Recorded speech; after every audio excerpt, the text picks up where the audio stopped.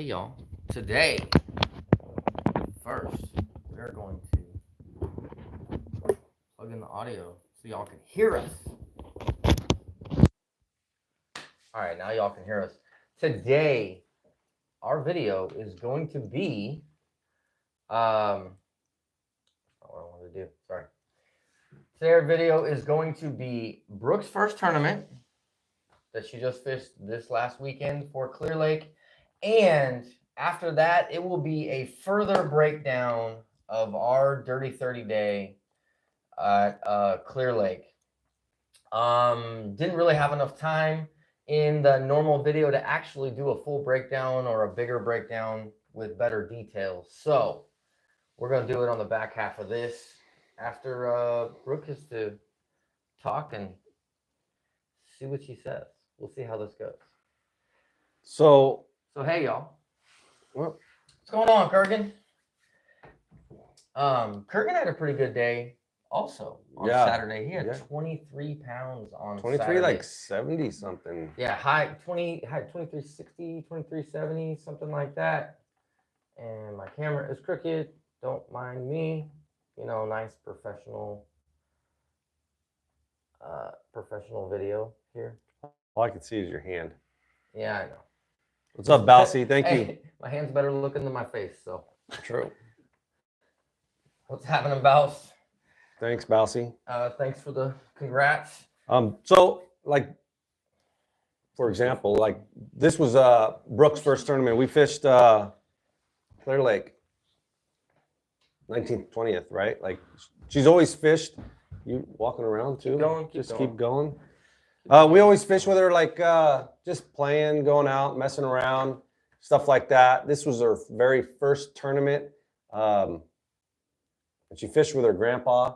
So got a little different taste of what fishing was about, right? The difficult side of it, or not difficult, but intense side of it. More intense right? So, yeah, so it was your first tournament. What were your thoughts prior to, like, going up there? Honestly, I was a little nervous because not only have I never fished the lake, but I also just, like, I didn't know what to expect. I was watching your guys' last live talking about why to join the club. That kind of, like, eased me a little bit, because knowing that it's more of like a family thing than it is in like a friends just kind of hanging out, getting together when they can, just relaxed kind of thing, was really nice. Yeah, I'm pretty sure I'm being a bad dad. That's her first time fishing Clear Lake, because it's the Bass Factory, right? Like, but and throwing her into a tournament, right? But so you, the last live. Not like she didn't have plenty of experience at Berryessa, right? Delta. Yes. Mainly just Berryessa and Delta, though. Comanche. Oh, some Comanche. That's right. Yep. Some Comanche. So basically, well, Delta's kind of like Clear Lake. Yeah. Get hung up a lot, break off a lot. Yeah. Yeah. All right. Definitely. So you were kind of nervous about getting into it, going. Yeah. But you're fishing with Grandpa, so you're gonna get taken care of. That, and I did know some of the people around, Brian, Stacy, you guys, Irving. I know a lot of the people because I have helped you guys with other things like the Open, which is coming up. Yep. I'll be there. And the annual banquet or awards ceremony or awards thing. Yeah. So around all that. yeah, it was nice having people that I could, like, when Grandpa was helping getting the boat ready or walking around, I could also walk around and talk with you guys, and it was all very chill and relaxed. Yeah. All right. So you paid for everything, right? Oh, I mean, my wallet is right there, actually. No. It's a wallet. It's a walking, talking wallet. It's a walking, talking wallet. Man. Comes with unlimited pockets. Yes. So I need to get me one of those. yeah. It's right there. Was there anything you were scared of on the way in that you were like really actually worried about, or anything going in? Basically because one, I can't really back up boats, and I didn't know the ramp. I didn't You mean know, like the trailer? Yeah, you know, okay. I don't really drive the boat. There was a lot of people, so I just, not being able to help my partner back in, do all that kind of stressed me out, but I also knew that he was going to do it for us, so I was okay with that. No, we launched early, like super early. I sat on the boat twiddling my thumbs for like 45 minutes while he was up schmoozing with all the people and BSing, and then launched the boat. Yeah. But yeah, no, was definitely on purpose. Yeah. No, I know. So, blast off. Were you nervous? Yes, because it was really hard to honestly hear the people blasting off because we were so far from everybody. And when the motor is running, it's kind of hard to be like, what? Because I had so many layers on and I was already bundled I was up. gonna say, was it hard to hear because of the motors, or was it because you were tightened up with your just little face hole that was showing from your Yes, because well, I had my hoodie and then I had my Carhartt too, which also tightened up. and somehow had PJs on. Yes, I did. I had pajama pants on top of that because I was told it was cold the day before. It was really was cold the cold. day before, and then the day of it definitely warmed up. Yeah, absolutely. Yeah. So blast off, you guys took off. Was it stressful, like everybody running at the same time? No, or? because it wasn't the same time. Because you guys have the like times of, hey, number one, okay, number two. It's all split up, so you're not worried about all the boats colliding, going to the same spot. It's all very fair when you get launched. Your mom said you probably look like Kenny I from did. South Park. Yes, I did. And- a black-hooded Kenny. Kenny. And Eli said like an Eskimo, all Yeah. dressed Basically, so many layers because I get cold very easily, and up. All right. that's it. I know how I am. All right. Better to be warm than cold, that's for sure. I can So take off the layers. You guys got out there. You guys had a game plan. What was the game plan? Grandpa was talking to me about how at Clear Lake that the shade, all the shade works and up shallow. So we actually first went to a lot of docks, which the wood docks are very easily to get hooked on. There was a Wait. lot of So you're snagging. telling me the wood ones are easier to get hooked on than the metal ones? Oh, yeah, So there's some experience there. yeah, Definitely. just a little bit. Just a little bit. At least you sampled multiple docks to figure out which ones were easier to get hung up on. But I found where the fish were. Noticed you caught that. I found where the fish were though. So Where were they? all in the docks in the shade, all So- underneath those. So what kind of tactics would you guys start off with? You start like going fast, going slow? What were you kind of doing? We were honestly kind of going pretty slow. Honestly, slower than we kind of troll. It like to the Troll. Like trolling motor? yeah trolling motor, just kind of easing down all the docks. But we were going so slow that I couldn't let the drag kind of just flow with the boat. I kind of had to move it along with it because I was throwing a drop shot, and I had to just move it just a tad bit faster than what the boat was doing. All right. So who caught first fish? I did actually, Oh, I look at you did. go. and it was 3:10. It was a 322. little Was it your- smaller than the bigger one. The second fish I caught was my biggest. The first one I caught was very, very close. How many fish did you catch before Grandpa caught a fish? Any fish at all? 4. 4. And they were all my limits. All 4 that I put in the boat, it was all those before Grandpa caught his. So first she's fish. basically going pro on Yeah. the first one. First tournament. We'll get to the second part of it. The second day. Yeah. Hey, different days, things change. Weather changes. There was more wind that day. Felt like. So once you got out there on the water, was there any nerves while you're on the water or anything like that? Like, were you worried about like, what if I don't mess up, or what if I do mess up? What if I like? Was there any of that kind of stuff? Do I know how to net? Kind Okay. of like to help people out of other people who haven't gone into tournaments yet or interested with it? Well, honestly, because I fun fished and did all that, it was basically doing that. It would also help that it was Grandpa. So if I did get snagged, I could be like, Grandpa, here, Right. or I'm stuck. Can you get me over there? And I'd sit there and like I try to work it myself. I did, but then there was times where I was like, I can't get this. I don't even know where it's at. So he would have to help me with that. What do you mean you didn't know where it's at? You like just casted it off into. Yeah, like the line. Well, no, it was The line goes this way, but then it goes back that way. okay. and Well, then it when goes there's this way. wind, second day when there's wind, when it flies in. But yeah, it honestly was not like once you're out there with your partner and you're just sitting there talking and everything, it's not that big of a deal. If you get snagged, you get snagged. If you don't, you know, if you miss a bite, it's not like the end of the world, even though it's a tournament. Like you want to get it, but. So you started drop shotting, Yes. right? Because that's what you decided you wanted to do. Yes. What bait did you go with? Like, what was this is what I'm throwing? Morning Dawn, actually. Okay. Chartreuse tail or non-chartreuse tail?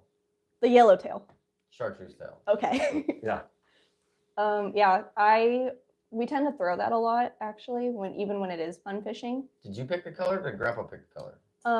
I actually had Dad get me his my own little tackle box with a ton of little things in it, and he was like, here, kind of figure it out. He kind of gave me some hints of what does kind of help at Clear Lake, because I haven't been there, but Morning Dawn works in most places. And then I heard purple works good in Clear Lake, so I was like, let's go with Morning Dawn. So that's where I started.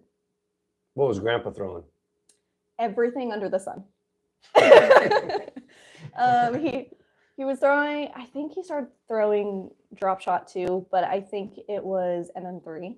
So the margarita mutilator. Yes. Purple? This Yep. right here, this The dark purple. fun purple. And then he'd throw some of these creature baits. He'd throw whatever he had set up. He had like 4 different rods that he'd go around in circles. But when I started catching fish on Morning Dawn, which is what I caught all of my fish on, what are you doing? And he grabbed the same one, switched his bait out to make it Morning Dawn, started throwing that because he wanted to catch fish too. Everybody wants to catch fish. Everybody wants to catch fish. Yeah. I want to catch fish. Yeah. I think you guys did catch fish. We might have caught a couple. We got really freaking lucky. Yeah, I still don't know how that happened, but yeah, I still don't know how. We'll get into that one. So doing it and fishing it and catching the fish, did it feel any different than fun fishing, right? Like, did you feel any other type stress or any like urgency or anything like that, like when you're tournament fishing? Not really. The only difference is you have a time limit, so you have to get back in at a certain time. So you're kind of like checking the time, like, okay, I have this long. What's the best place? Where the fish are going to be moving? Where are we going to get like the best bite? All that kind of stuff. Where are we at with our limit? Which is basically typical things that you don't really think about when you're fun fishing, of what's my limit, all that kind of stuff, unless you're like prepping for a tournament. Everything else is just kind of, oh, look, I caught a fish. Oh, look, I got, whatever. So like fun fishing wise, a lot of times you go to like 1 or 2, maybe 3 spots. Mm-hmm. How many spots did you guys go to on Saturday? Saturday, I think we only went to like 3 different places. We stayed in the main spot and just kind of kept going up and down. Stuck to one area. And then when shade started moving, sun came up, wind changed, then we would move. Okay. Solid plan. So, did Grandpa ever catch fish? Yes, he actually caught the very last fish that we needed for our limit. Okay.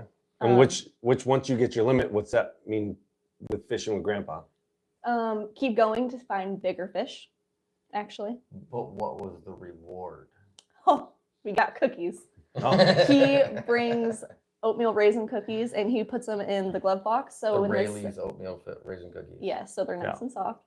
And when it's sitting in the sun all day, it's all nice and warm. So by the time you actually get your full limit, which we were pretty close by like 10 o'clock, we were able to get our cookie. No. Kind of forgot about that, but it was That is the highlight. It is that the highlight. Is the highlight. You know how many times I was like, one more, Grandpa, you got to get that kicker so we could get our cookie. Right? Yeah, that cookie reward is definitely, there are days where you're eating the cookie at the truck. Yeah. And that's your reward for dealing with the torture. Yes. Yeah, definitely. That's how I felt Sunday. But you didn't feel any like stress or anything? How was fishing the tournament? You made it through the whole thing? No big deal? Having a great time? No, honestly, it was really nice. The stressor maybe would have been a little bit when we came back to weigh, but that was because I didn't know what to expect. But everybody's so kind of helpful with everybody. Like you kind of go in, you start putting your stuff away. Once you guys figure out that the scale's there, you just find a bag and kind of walk over. Everybody kind of hangs out, watches the fish go in, kind of complimenting, even if they're smaller, bigger, whatever it is. Yeah. All right. So we almost skipped over it. You did catch your personal best though. I did catch my personal best. 322. Yes.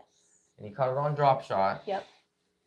What were you fishing near? Did you like cast it at a dock? Were you just dragging it? How'd that go down? That was at a dock. I decided to throw right underneath one of the wooden docks, right in the middle of it. Not on it? You threw into it? Yeah, you know, I like right in between the water and the dock. There was a few times that it landed on the dock. It wanted to take a little walk. Been there, done that.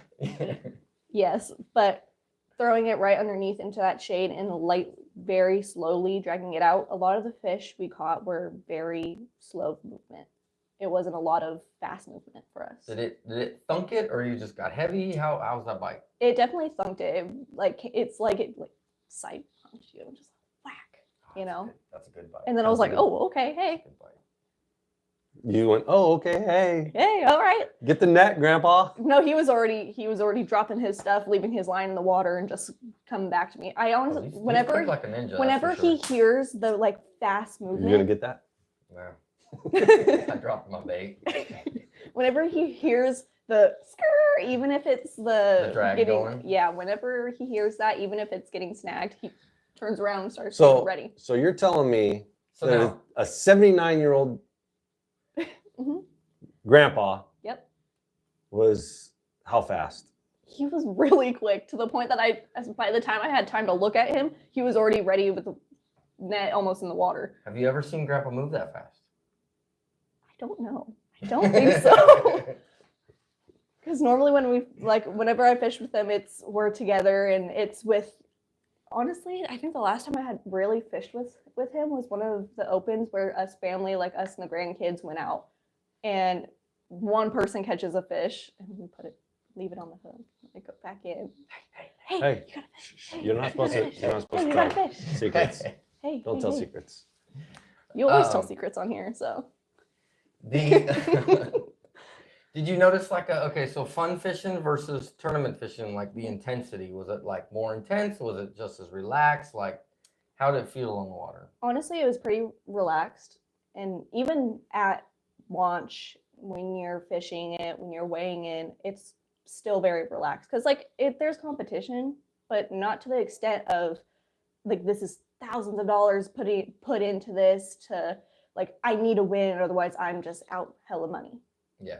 It's very just we're here to have a good time. If we catch fish, we catch fish. If we don't, we don't. All right. So now on Saturday, a little under half of the club did not limit. Correct. It was definitely stingy on Saturday for a lot of the club. They seemed to put it together on Sunday and figured it out. You guys were one of the ones with the limits, though.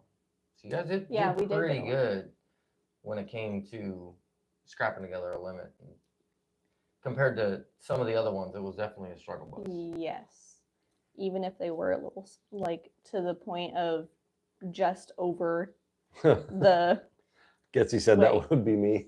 Yeah, Getsy did not limit. He was one of the ones that did not limit. But then again, that's okay. Nobody really is you didn't catch a limit. You didn't catch a limit, but you got good fish. Yeah, you'll get it next time kind of thing. Yeah. Everybody has the potential of limiting. There's no boats that you're you never limit. Everybody always gets a limit most of the time. Yeah. I definitely don't always get a limit. Definitely have not that long ago that I didn't weigh in a limit. Yeah. So. Yeah. So Saturday went good for you. We got a limit. Got a limit. So for Grandpa. Saturday night. Mm-hmm. Did you do any prep work Saturday night or anything like that? You just went right back into it on Sunday? I kind of went back into it. I know things changed. The wind was different than the day before. I think it honestly was a little colder than the day before too. So things had changed. Obviously the fish would move, but I had other rods set up. So I did change out when I was there, but nothing that was pre-done for me. All right. There wasn't much change for me. How tired were you after day one? I wasn't tired at all. You weren't tired at I'm all? also about to be 19. Yeah. So. Yeah. Energy. Young blood. Yeah. Energy level. Remember when we had young blood? It was Yeah. a long time ago. The next day, came in. Some of the people there probably saw, but I was bouncing around, kind of dancing around because one, keep them warm, but also I was just super hyper. I was ready to go. I wanted to get back into it. Like now I knew what was going to happen. You kind of relax for a minute, you get in the boat and you go. So Sunday, you guys, did you guys limit on Sunday also? Yeah, we did limit things to Grandpa. That's great. Now, how about for you? How many fish did you catch on Sunday? 0. 0. 0. How's that struggle? How did that struggle weigh on you? I felt like it was just really hard to get anything to bite, which was starting to get annoying. So I wanted to switch things up, see like, okay, maybe this is working. Okay, maybe that's working. Kind of seeing what Grandpa was catching his fish on. But what was he catching his fish on? Morning dawn. Everything we caught was morning dawn. So I was like, okay, I gotta go. Maybe it's the way I'm throwing it. Maybe it's the way it's coming in. So I'm kind of watching what he's doing. He's doing the exact same thing. Pretty sure he was just nice to you the first day. Yeah, the second day he said, "Hold on, watch this." Yeah. Oh, for sure, 100%. Came in and was like, bam. All right. Let this experience come in. Sounds fun. So overall, would you do it again?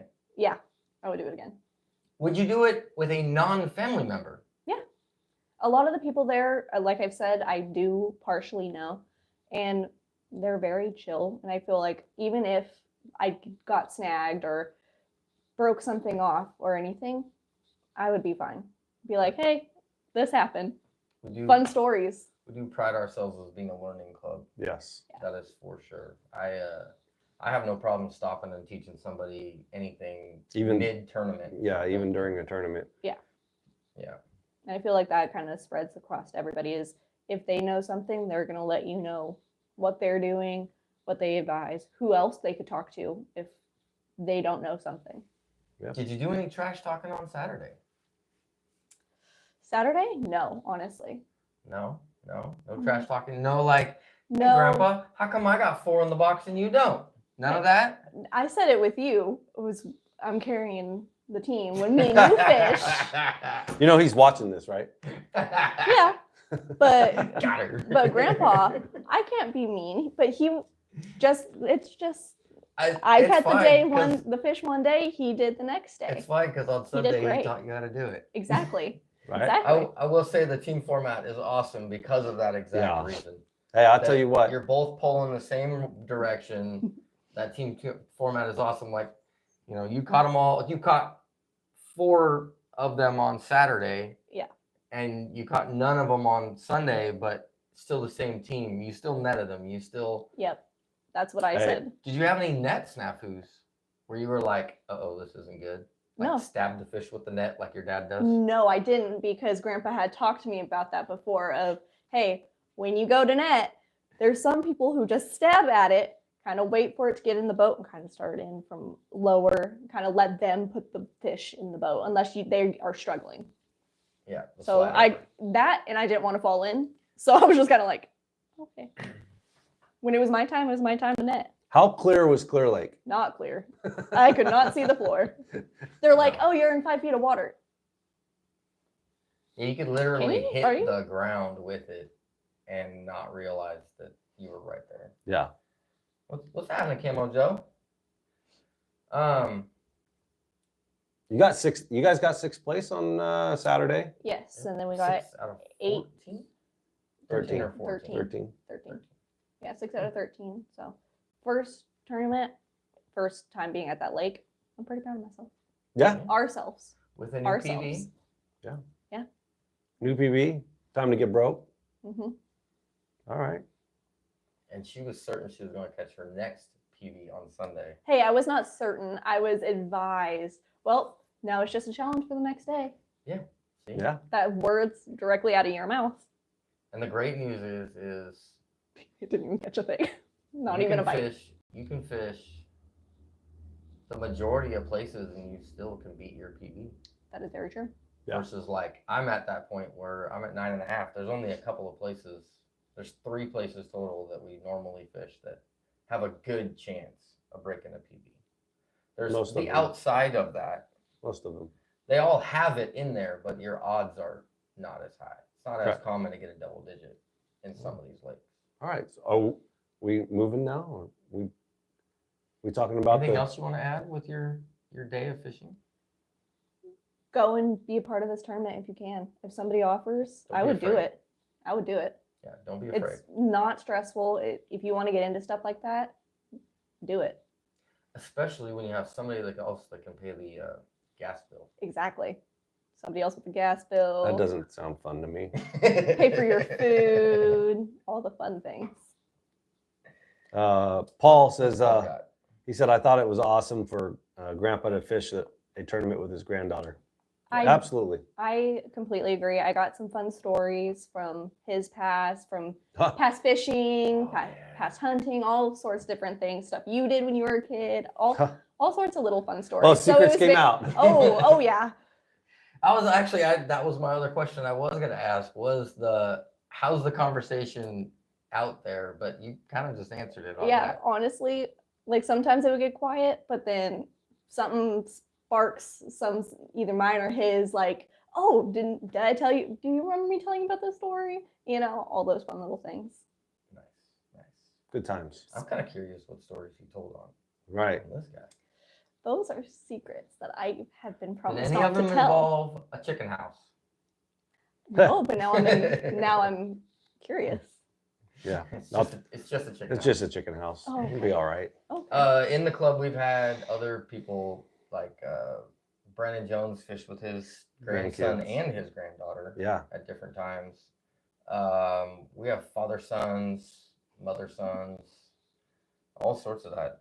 Yeah, 100%. We haven't had a mother daughter yet, but that's still hopefully coming. Yeah, even at our open, we've gotten a lot of first time kids fishing the open because it is definitely a affordable tournament and low stress. Yes. For our open tournament. The open tournament is November 23rd. Hey! At Berryessa, Puda Creek launch ramp. Yep. Bassreapers.org. Pays out how much? I don't know. Oh, it pays 85% of pay-in for stringer gets paid back, and 100% of big fish gets paid back. $150 total. It's $120 for the stringer, $30 for big fish. Again, that's 100% payout. A lot better than any other league that's out there. And there's a raffle. Yeah. Commercial offer. Big John says, I'm pretty sure Brooke took it easy on Grandpa Sunday since after wearing him out on Saturday. Laugh out loud. She didn't want to make him look too bad. Yeah. Or Grandpa just stepped it up a notch. And yeah. I think maybe a little bit of both. Took her down a peg. Yeah. Came back with a vengeance. Hey, I saw some deer though. Oh, that's good. Pointing out bucks and stuff. That's a new thing for you. Hey. We won't get into that. Hey. That was like 12-year-old me. Yeah. Like 3 years ago. Yeah. How didn't we not just say how old I was like a little bit ago? So, should we get into All right, we're a little bit into it. So for those of you who watched the Wednesday video that came out for the Clear Lake recap, you probably noticed that we couldn't really break too far into the Dirty 30 bag, the 3173.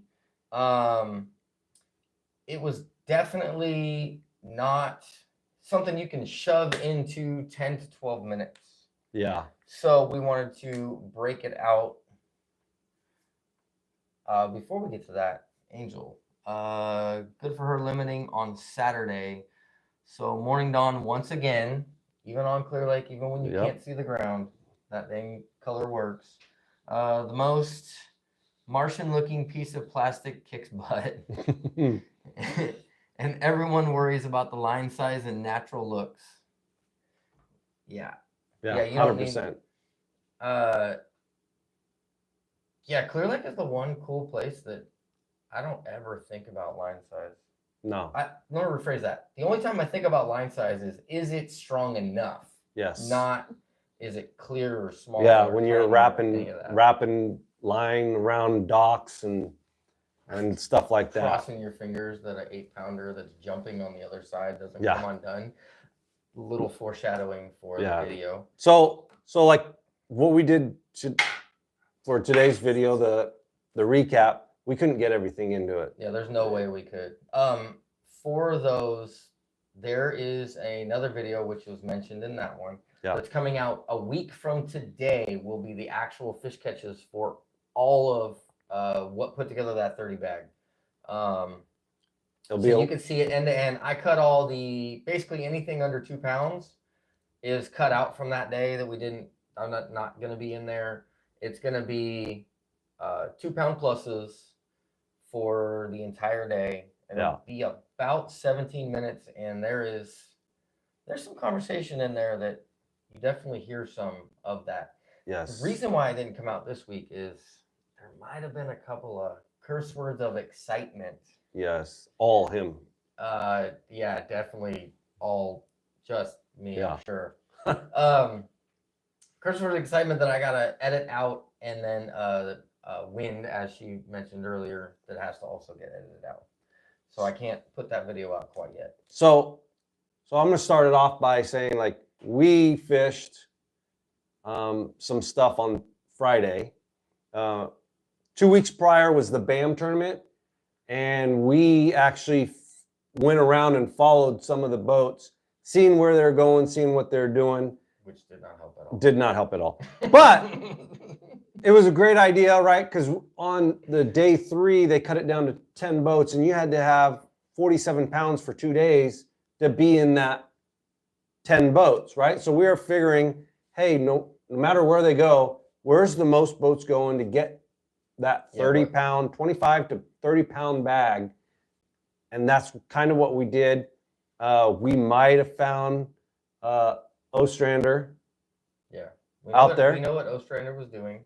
I don't have a clue how to make that work in any way at all, but no.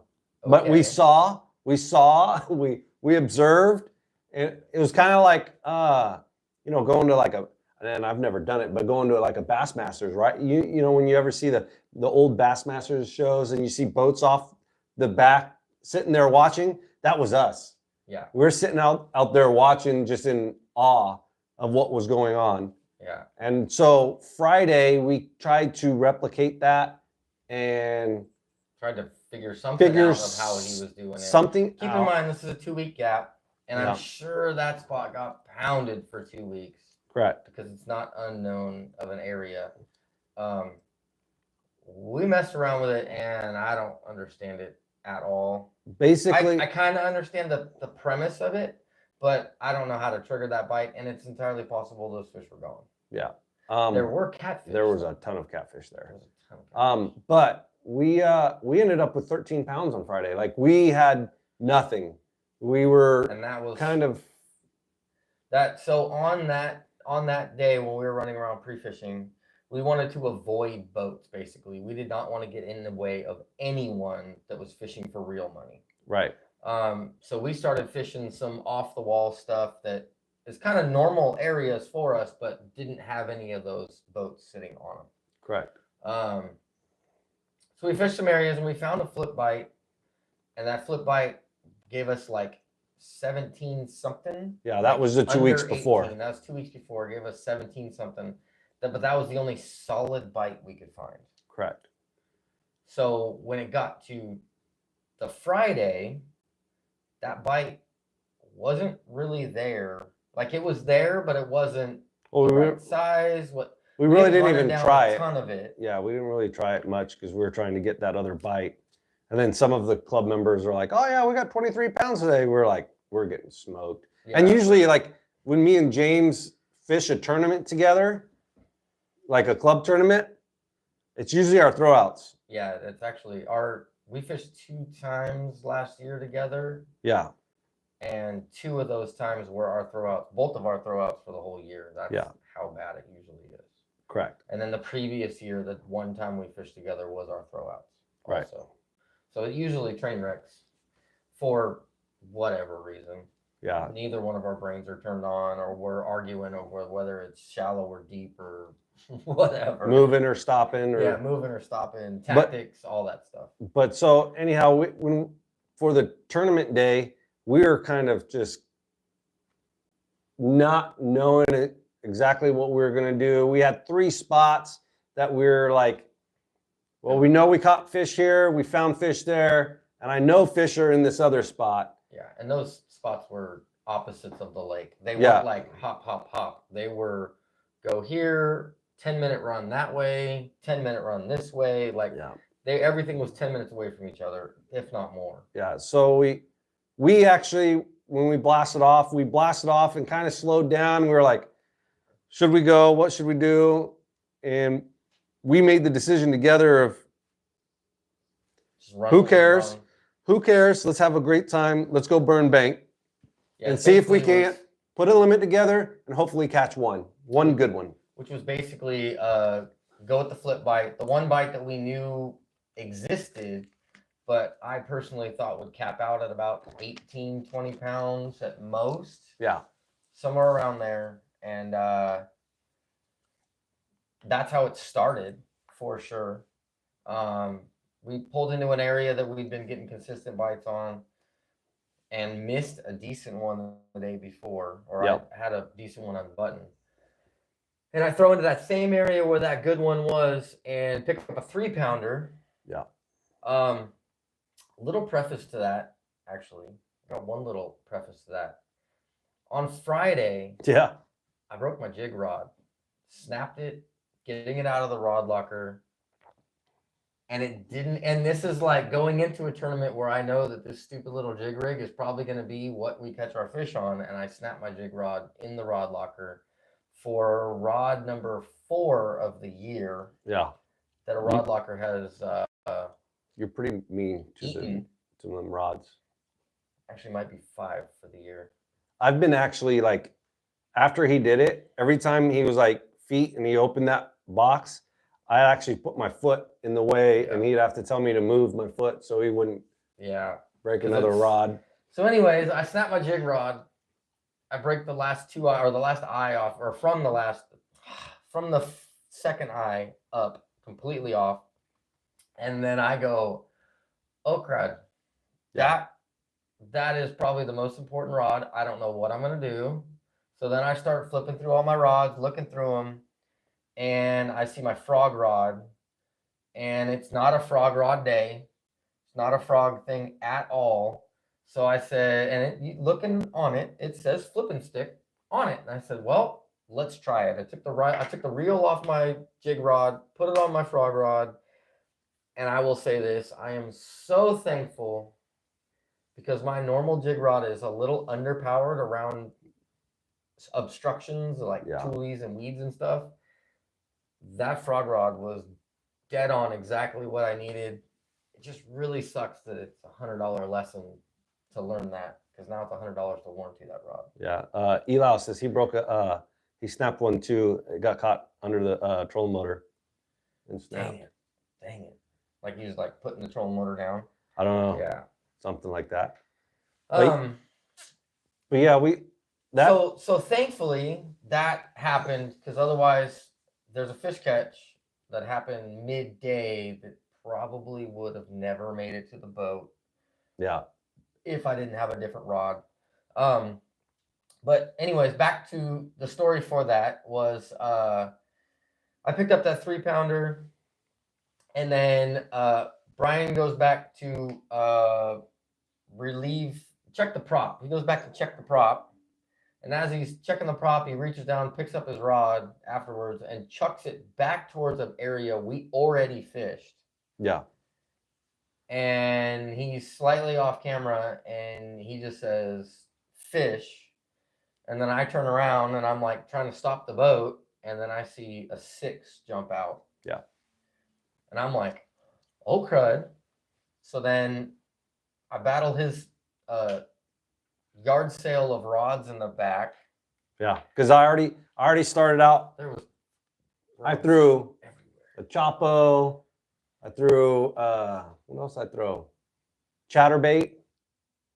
Chapo, chatterbait, and then you had 3 rods out. So whatever those 3 are, I don't know. Yeah. There's a third one. I know maybe a deep crank too. Yeah, maybe my deep crank. I know where you get that yard sale from. Yeah. Yeah. Definitely.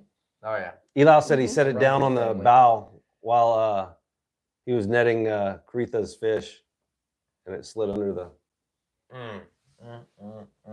That sucks. But yeah, hooked into that 6. We landed it, and we had like a 2, a 3, and the 6, and we were like, all right. And then we were like, okay, well, let's just keep going down these tulies. Yeah, this is from that point on, from that 6 on, was all new water that we didn't even pre-fish on. Right. That was the only part we pre-fished with it, where we caught the 6 and the 3. And then after that, the remaining everything else was water we have fished before, but did not pre-fish on at all. Yep. So then we keep going down. We pick up another like 2-pounder or something like that. Yeah, we picked up a bunch of like little fish, and then we'd pick up. And then I pick up a 5 off of a tule line, and then that's when we start like, okay, cool. Like, right, we got a 6 and a 5. Like, we actually have some sort of shot to be like mid-pack or something like that. Then we keep going down the bank. I think I pick up like another like 2.5 or 3. Yeah. You pick up another 2.5 or 3. We had about 6, a 5, and like 2 3s and a 2 or 2.5 or something like that. Yeah, we were like sitting around 15 to 20 pounds. Yeah, we were like 15, 16 pounds before we left that spot. Right. And then we move on to, we actually tried another area that was all tules. Did not work at all. No, the main ingredient that was missing was docks. Yeah, needed the docks shade where I think where they can move up and down, right? Using that shade or getting in that shade, right? Like going up into the tules, eating, coming out, going to deeper water, or that shade. It was the key for us. And the one thing, so I didn't really look at forward scan the whole time. No. It was on. I actually had perspective and regular on. Didn't really look at it. Didn't really need it. I actually turned off perspective, and I only had forward scan on. And the only reason for that was I wanted to know if we got hung up in the rocks that I had enough room to get the boat in, because you can't see through the water. Right. You so can't see how deep that it was is. Really the only reason why that was on. And then other than that, it was clocked. Yeah. That was it for that. So it's kind of nice to always be looking up. Yeah. So we ended up moving. So we move. And it was hot. I'll let you tell this part. So, because he's got the next big fish catch. So we moved, and it was hot. You could tell that the weather was definitely coming out. It was, we were stripping clothes off because we dressed warm, and overdressed for sure. So now we're really focusing on those shade lines, and there was a ramp coming down in the water, and there's tules on both sides of the ramp. There's tules laying across the front of it, and James was thrown in there. Hard wall tules on both sides. And James's brother really liked ramps, right? He always threw stuff at the ramps. Yeah, if there was a launch ramp in the area, he doesn't care how long that cast was. He would sing that thing as far as possible to get to that ramp. So James says, for my brother, throws into the ramp. And he threw in there 3 or 4 times. I threw in there like 2 once or twice. And then I threw my last time I was thrown in there, and I was like, for your brother. And I threw in there, and my line just started moving. Like, we threw in there like 5, 6 times. Yeah, easily. And I set the hook, and luckily, like, all the fish that we were hooking were grabbing it and coming straight to deep water. So that fish grabbed that bait, I set the hook, and it came right through. Those tules opened up, and that fish came through it. And that ended up to be what it was, a 712? 7.12. Yes. Great fish. At that time, we were kind of like looking at the scale, like, what's going on, right? Like, this doesn't make sense. I think we cracked into 23 pounds, I think, or something like that. Yeah. So we had a 7, a 6, a 5. Actually, we may not even weighed them yet. No, we might not have. No, because we had to. We were culling. So we did have them weighed. Yeah. So we had a 7, a 6, a 5, and then a couple of 3s. Yeah. So we're sitting pretty on that, and that's when we started to get excited. Yeah. For sure. And then not far down from that, you know, picked up a couple of fish, not helping or whatever.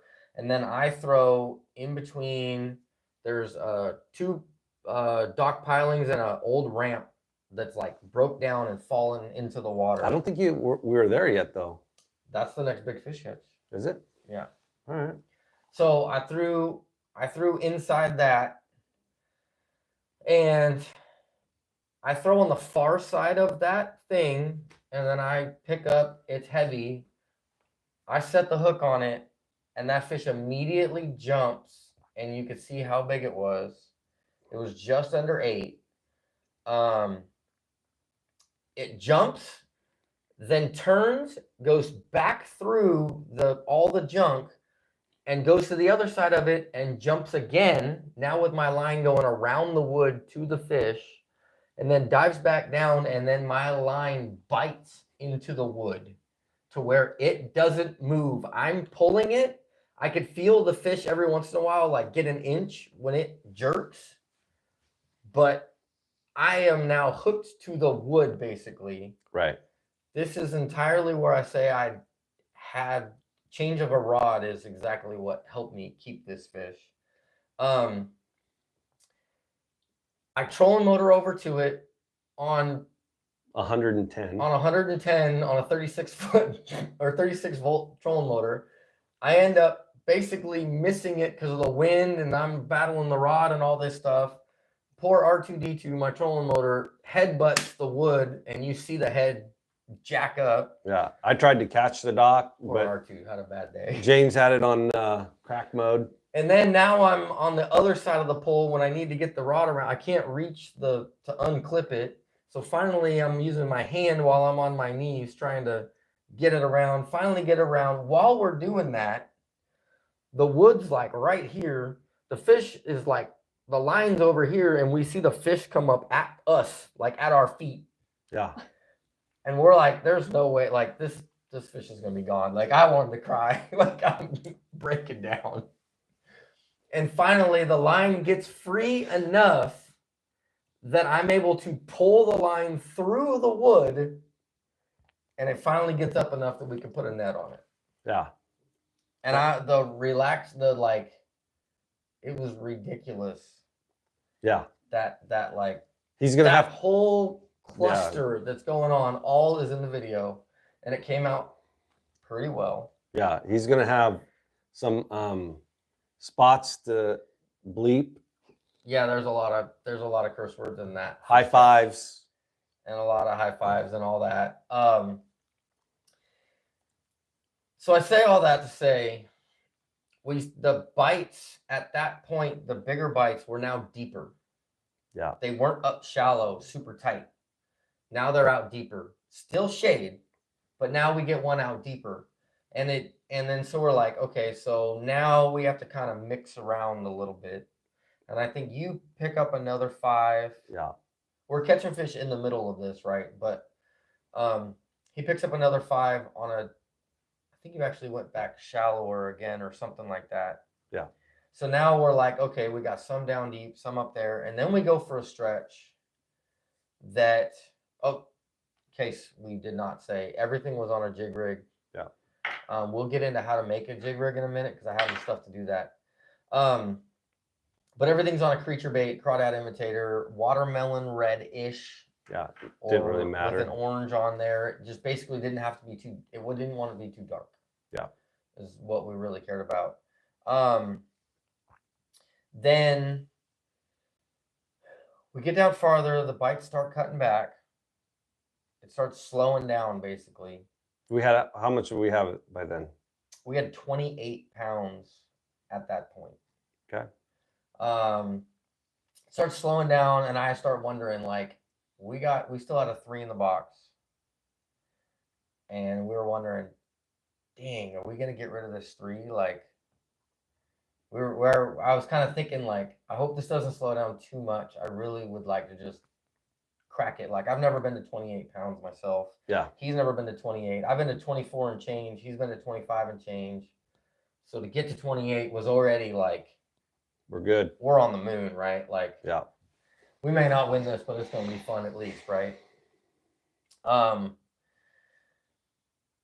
then I actually started, what I was doing with the jig rig was that I think we had probably been doing this already before that, but basically casting it out into the shade and then bringing it through the shade, just barely ticking the weight on the ground and just slow crawling that across there, and then boom, get hit, set the hook, another 5-pounder.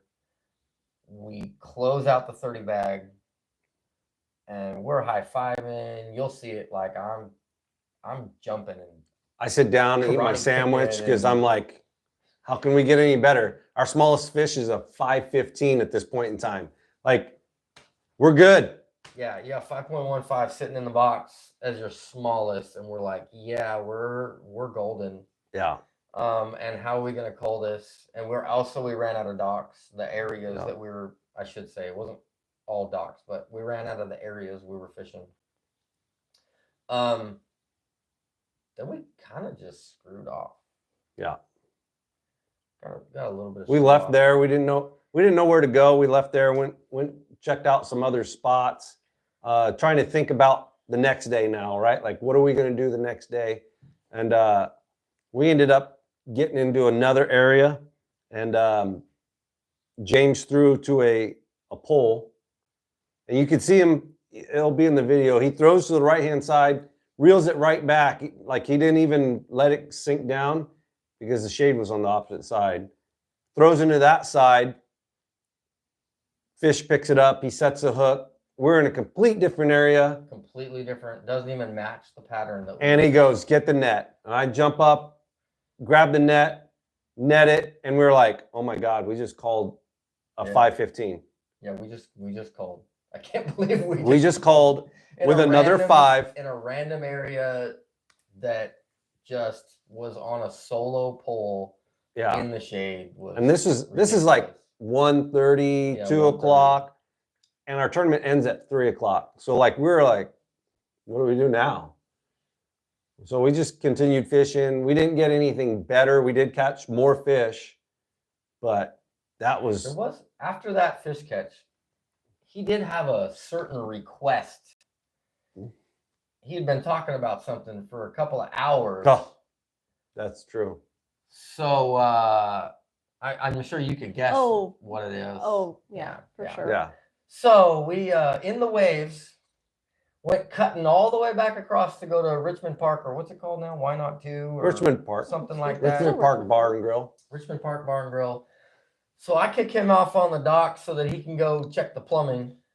And as I'm waiting for him. It worked very well, by the way. As I'm waiting for him, I throw on another piling and get bit, but I got like the wind and all sorts of stuff going on, and I get bit and I pull, and it was actually a decent fish, but it comes undone, doesn't hook. And I'm like, uh-oh, this pattern's here also.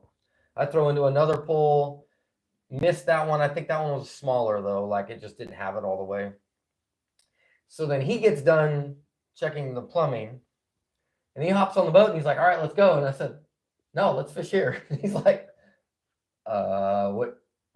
We're gonna fish here? Like, yeah, let's fish here. He's like, but I just I'm like, yeah, no, see, deep dark shade. Let's go. Yeah.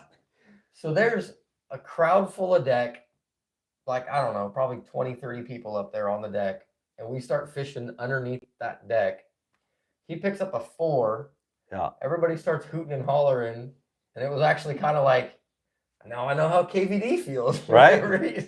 Right. That's kind of cool. And then we talk with the people that's on there or whatever, and then it's like time. They're like, man, that's a really good fish. Yeah. And then I throw it overboard. Yeah, this isn't gonna help us. It's like a 4 Yeah, this isn't gonna help. And I throw it overboard. And they're like, why'd you throw it back?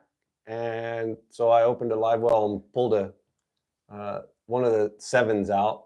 Yeah. Yeah, I think you pulled I remember looking at the color. You pulled our second biggest one out. Yeah. His 7.12. And everybody was like, oh man, that's a big thing. Yeah. And we're like, Well, like, yeah, it's kind of been one of those wild days. Like, Yeah, it was a great day. It may never happen again, but I'm stoked for it. JR asked if we took a picture inside the live well. The nitro live wells, you can't really see into them the way they're molded and stuff. You can't really see in there.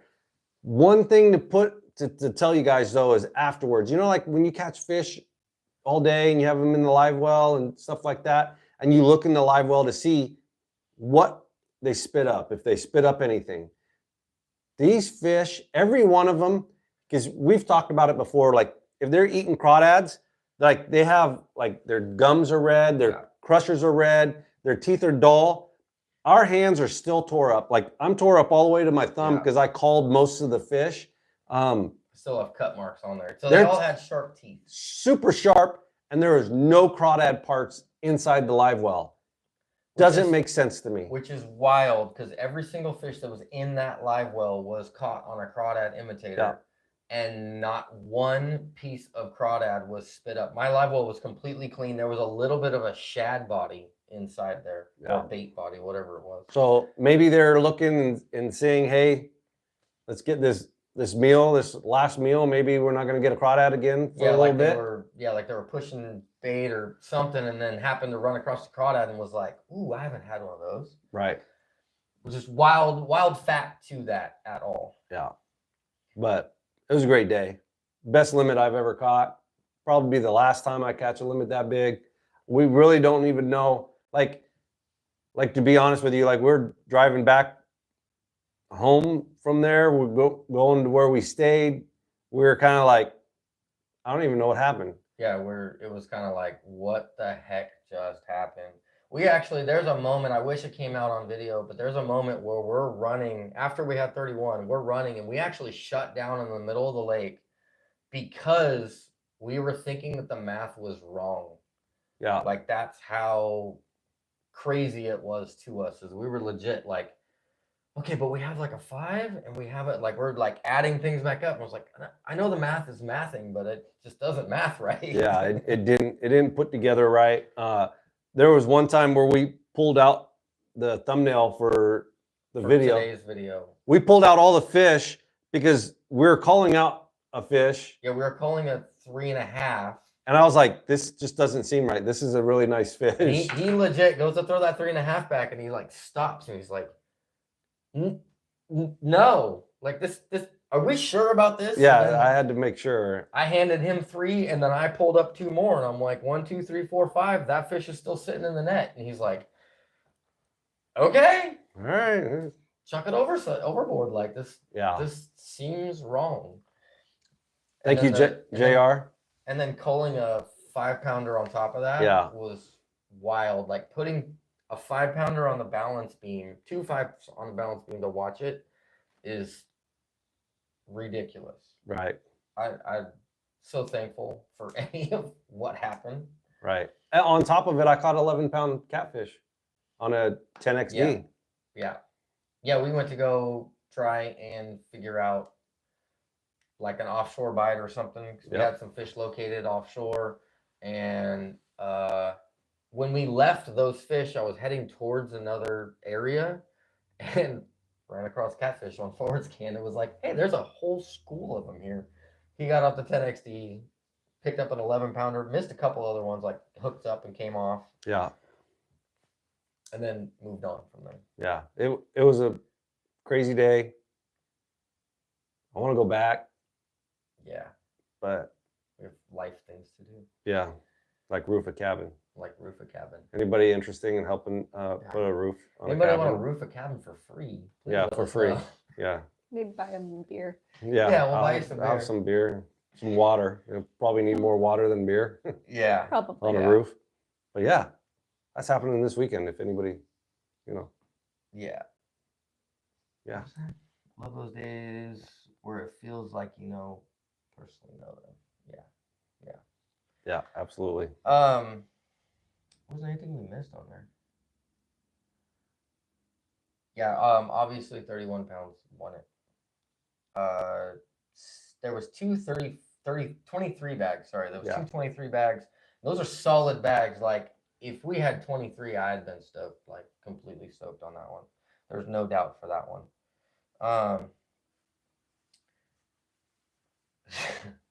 Your wife is talking about roof in the cabin. Roof in the cabin. Yeah. I told them they should dress up as minions. All the girls should dress up in overalls and yellow shirts and minions to help roof the cabin. You know, I don't care. I'd do it. It's not that big. Nice pair of overalls. Go for it. It's not that big of a cabin, only 900 square feet of roofing. We should be able to get it done real quick. Having a couple people up there, like little trails going up the ladder of roofing stuff. I can feed them all bananas. And all the helpers are under 5 foot, basically. Yeah. Well, Brooke's over 5 foot. Brooke's the tallest one. She's like 5'1". 5'3"? I'm 5'3". Look at me go. The tallest you'll ever be. Just remember that. No, I know. I'm already getting short. All right, are you going to do your jig rig? All right, so real quick here, I'm going to show you guys how to make a jig rig. I'm going to pull it in tight because, frankly, you're going to need to be able to see. So, jig rig is basically a swivel, a split ring, a weight, and a hook, right? JR says he's 5'4". You're still taller. Yeah, you're still taller than her. You're still taller. Just a little bit. So basically, all you're gonna need is these little. These are Texas Instruments. They're I forget what they are. They're the yellow handles. Every single one of the sizes for these is a different color handle. So you just need the yellow on that, or need to remember the yellow. So the way I start off with it is I take my split ring and I put the weight on. You guys are gonna learn how talented I am with this. So I start that weight on there, right? And then I back that up with the hook. It does not matter which direction at this point that hook points because we haven't done anything else. You just put that on there with oh so much effort and skill that doesn't exist. Oh, you know what I didn't do? I jumped way ahead of all of this. Let me get this on all the way. Okay, so then you just spin it on all the way so that you can see the weight and the hook. Come on, adjust. The weight and the hook are just connected with that. The weights are just 10 ounce or not 10 ounce. What are the?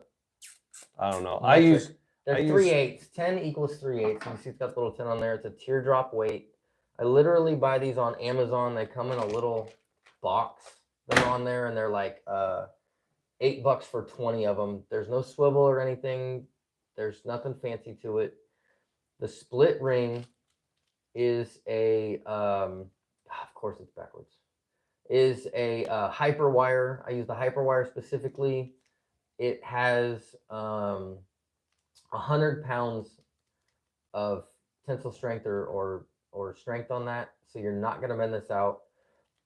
Obviously, oh, this is a freaking swivel. Sorry, number 3 hyper wire. Way to go, guy. Split ring, hyper wire split ring. You can read backwards there. Number 3. It's got 45 pounds on that hyper wire. That's plenty.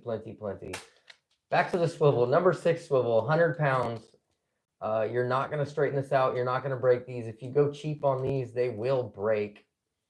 And then EWG Superline number 3/0. And that's the Superline one. You want super beefy. That's the whole point of all of this stuff. Brian runs exactly like this. No swivel at all. Yep. So I run a swivel because I like it to be able to tumble, roll, self-center, all that stuff, right? Don't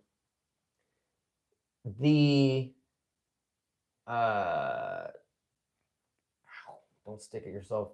So the swivel you want to put in between the weight and the hook, tip side up. So if you take the weight and the hook just like this, so you got the weights there, the hook's there. You want to put the swivel right there in that spot, not show them that one. On this spot. If you put it on the back side, it will roll in the water tip side down.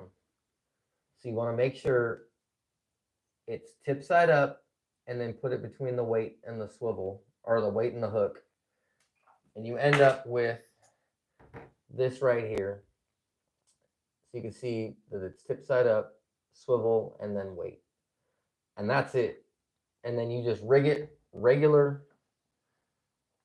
Texas rig. Ow, that drew blood. I guarantee that drew blood.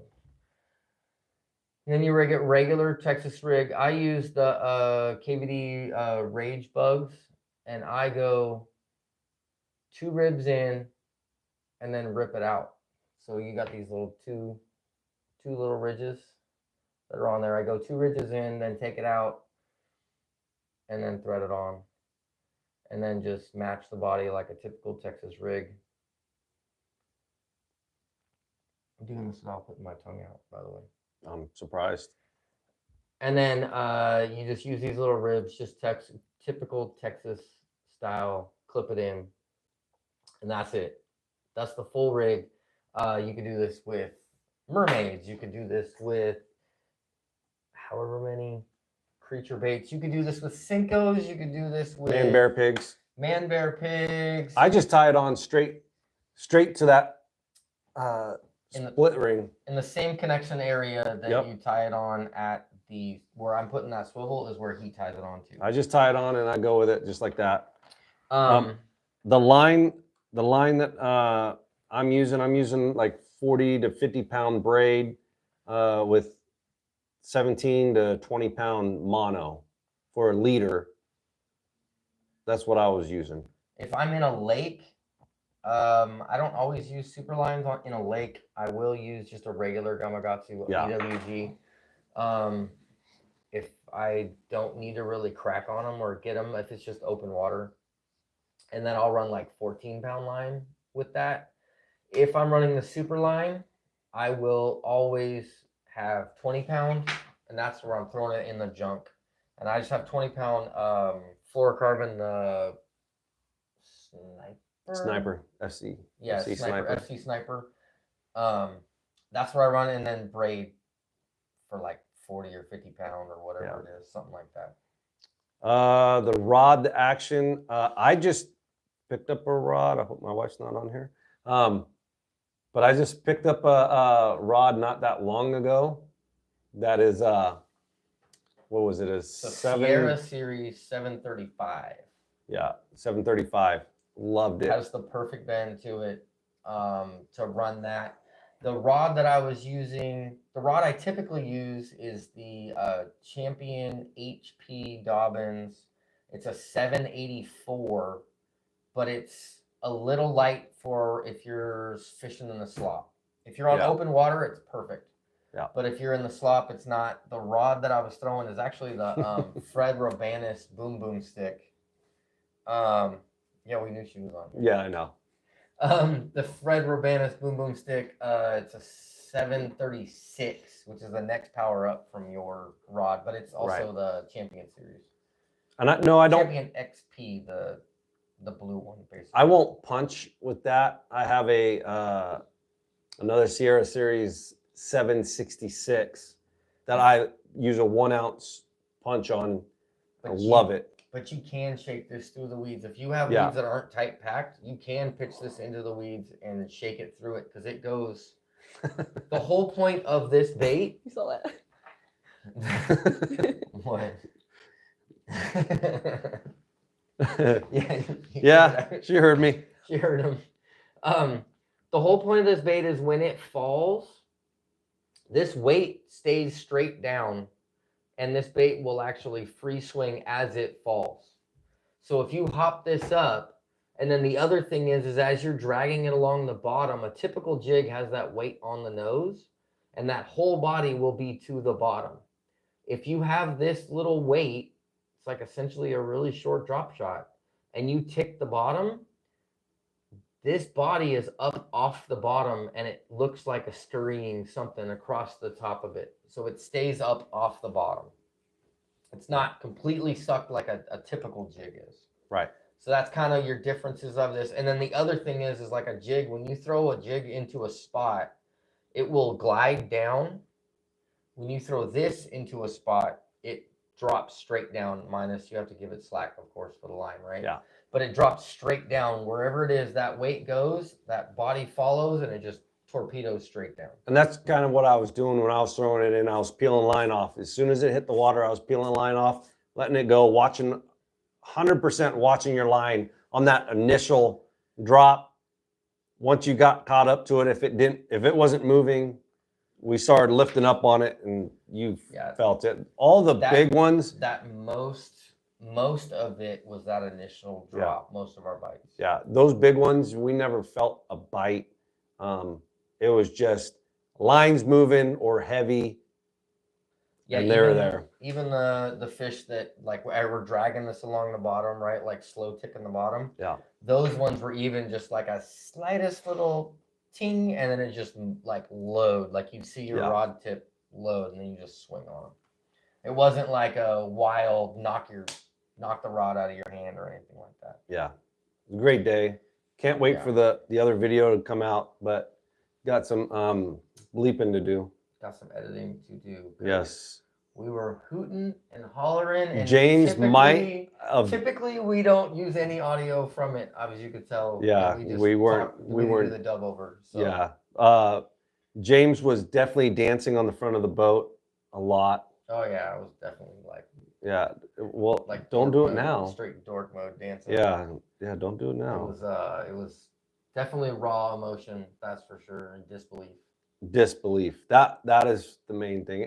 And we came back on Sunday and we caught 18 on Sunday. Did the exact same pattern. Obviously, it moved. We forced it. We were trying to force a bite. We didn't even think about something different. But it's so fun to catch them on the jig rig. It was fun to catch them on the jig rig.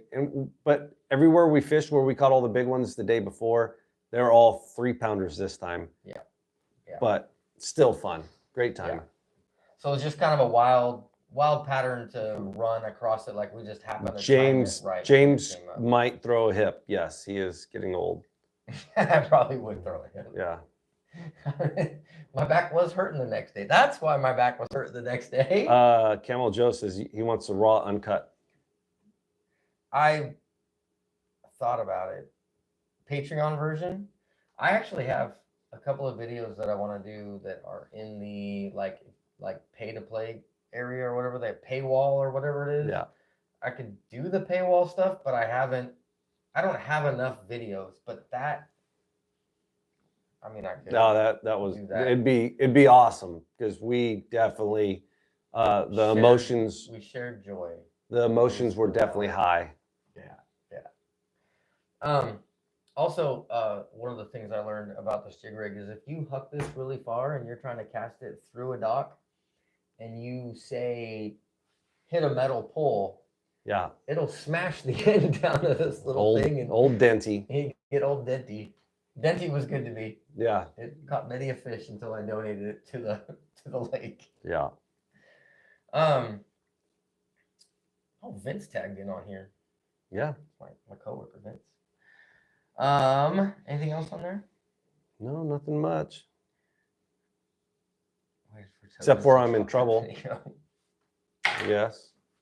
How'd you guys get me in trouble? You did that all on your own. Oh. All on your own. I didn't even say anything. She's watching. I'll be fine. She's watching with notes, so she could use against you in a court of law. Yes, this is true. People watching you being sleepy. Yeah, you're being sleepy over there. Well, I didn't have anything to input. Yeah, and I also had a 5-hour class, so all right of a sudden, before this. now you're in school.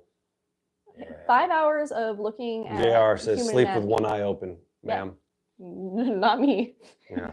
You or your wife. Buying a rod, you gotta sleep with one eye open. Well, yeah, that's true too. The great news is she doesn't know which rod it is. Right. That's true. Plus, she has plenty of free ones. She's got rods. Oh. I'll let you deal with that comment. You're on your own. Yeah. I tap out too. All right, y'all. We're gonna go find some food because it's late. And last thing I ate this morning was chicken fried steak at 6:30 in the morning. So you had chicken fried steak today? Yeah, I got a new breakfast place, by the way. We went to it this morning for a company thing. Bro. It was pretty good. I don't remember the name of it. So upset. At all. It's in Pleasant Hill, and it's a tiny little hole in the wall across from Safeway by the Sunrise Mall. Sounds made up. There's a lot of. It's good. Homemade. Like the chicken fried steak is actually homemade, and the gravy was homemade. Wow. Let's go try it. One day. That's pretty much it, y'all. I appreciate every single one of you guys that watched it. I'm glad that we got to get a little bit of time to actually explain fish catches besides the quick run through that we did, and appreciate all the run backs. JR had pancakes for dinner. Lucky. Yeah. Maybe we could go have pancakes. Giant Chef. Thank you, Vince. I appreciate that. Place is called Giant Chef in Pleasant Hill. If you happen to go there, Sun Valley Mall. It's a breakfast place. I think it closes at like something. By the Sun's pancakes and bacon. Pancakes and bacon. Ooh. I like bacon. Yeah. Yeah, Sun Valley. What did I say? Sun something? Yeah. I'm tired, delirious, and hungry. All right, y'all. Again, thanks for joining. I greatly appreciate it. Videos have been kicking butt lately. Yes. Camel Joe, we will be camping November 23rd. We'll be there the 22nd. Yeah, we're going up Friday. We'll be camp over. You're more than welcome to come up and camp too and BS with us the night before. We're all down. We'll probably have a couple of adult beverages. Not get too crazy because we do have to get up early in the morning. Yes. But yeah, we'll be there. So feel free to come up and camp along there. Campgrounds are first come, first serve though. Yeah. So there is that. And I mean, if you just got a tent. Yeah, that's what we're doing. Yeah, that's what we're gonna always do. We can always find room for a tent. So yep. There is no power up there at most of the sites. Yeah. I don't think some of them might not. Yes, hopefully no rain this time. Fantastic. We're going to China Sticks. I'm not it's too late at night for me to be going to China Sticks. Oh. It's I'm too scared. I may have worked in Oakland in a while, but I'm too scared. Too much thuggery. Yeah. Yeah, and hopefully no rain this time for the Open on the 23rd. Yeah, make sure you guys sign up for the Open. Send in your slips. You could also pay there. Cash only there, though. If you have any questions, you can always ask me on Instagram. You can always comment down below. And until next time. Hope you get them. Oh, Look me go. Thought I caught her sleeping. Oh, Camel Joe. We'll find good drinks for you.